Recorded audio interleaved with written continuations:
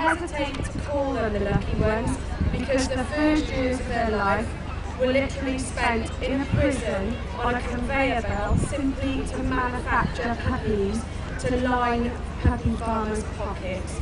The first one is Zoe.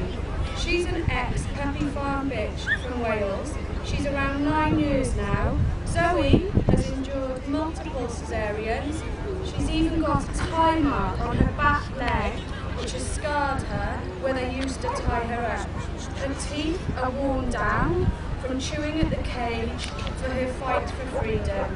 She was a completely shut down dog when rescued, almost in what I'd liken to a catatonic state. She is saddened and she was nearly giving up the will to live before the rescue. She's got no muscle tone, her back is arched, and she's got misformed paws and a saggy undercarriage. And then we have Kayla in the middle. Kayla is around 6 years of age. Very scared dog again, totally shut down. She had never ever walked on a lead. She didn't know how to walk outside of the prison that she was kept in. She never lived in a home or a house, and she's never been given any veterinary care, let alone the love and emotional care that animals have a right to. Tessie is around 8 years of age. She has very poor coat condition and she had bulb patches when she was rescued. Again, Tessie was totally shut down. She never lived in a house either. She wasn't socialised, and again, no proper veterinary care or love or attention. To be born Welsh, they say, is to be born with music in your blood and poetry in your soul, and cruel, filthy puppy farms nestling in the green, green grass of home, spreading like an incurable disease throughout the UK. Early this year, Marc forwarded me an email from a complainant who was living next door to a puppy farm.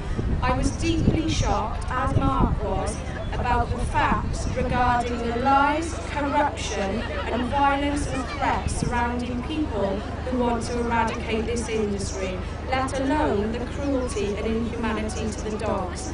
The complainant told us that dog faeces was left uncovered next to the dwelling in a slurry pit. It was being spread over grazing, which was destined for animals who would become part of the food chain. The Environment Agency became involved, a public meeting was held, and the Environment Agency brought new standards in for this across Wales. However, the Environment Agency female personnel had to have a police escort because of the threats made against her when visiting this particular puppy farm. The lady from the Environment Agency was then frightened away from the complainant, and the complainant was told on the phone by her, "I simply can't talk to you anymore," and the line went dead. The local councillor, when questioned about the planning, because the planning had been given for a dwelling 2 miles up the road and they were using a different house, told the complainant he would not talk to her about this, despite her having the right to vote and being a resident.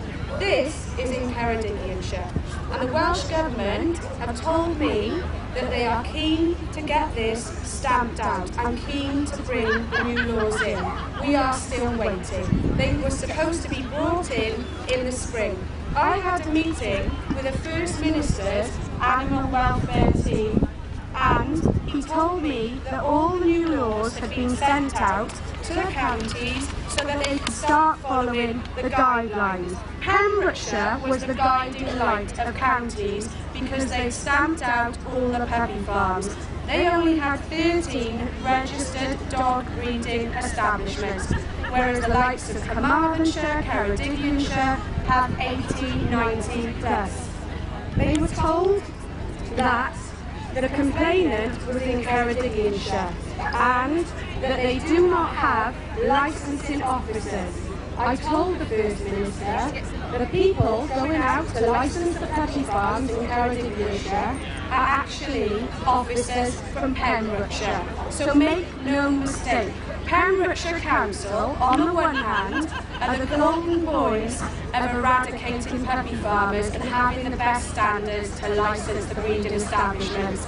Yet they're going across the border and taking money by subcontracting out to the other councils who have the worst record of puppy farms in Wales.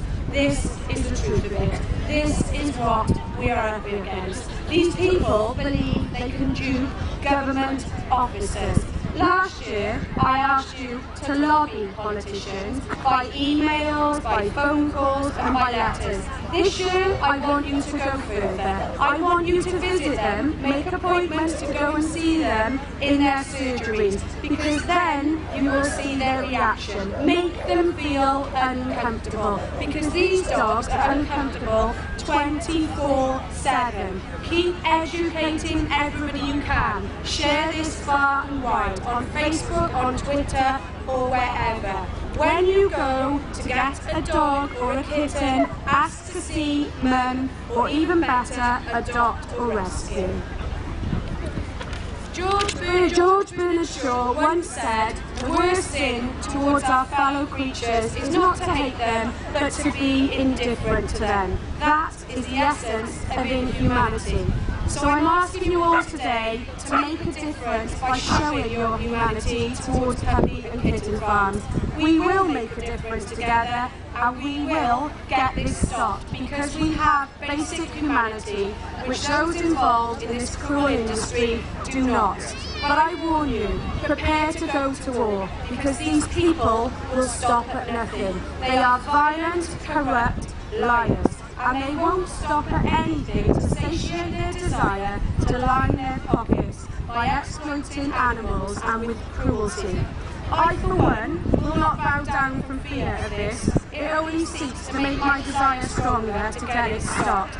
So thanks for coming. Don't go away and forget all about this. Go away and educate, spread the word, and remember, we can do this. The battle may be over, but the war, as far as I'm concerned, will continue until we get it stopped. Thank you. Wow.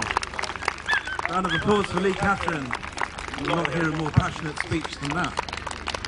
So, it boils down to education, raising awareness, which is basically today's event. It's run by volunteers, the celebrities, bless their hearts, come and it helps make the tabloid newspapers, which again educates the exact demographic that are buying these poorly pups.